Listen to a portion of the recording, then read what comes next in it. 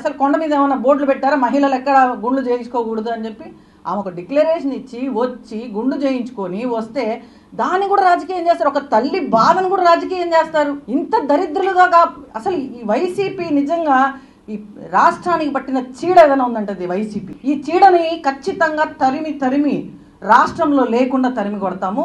ఈ రోజాను కూడా పక్క రాష్ట్రంలోకి పంపించాలి ఫస్ట్. దాన్ని మాత్రం అసలు ఇక్కడ ఉంచే ప్రసక్తే లేదు.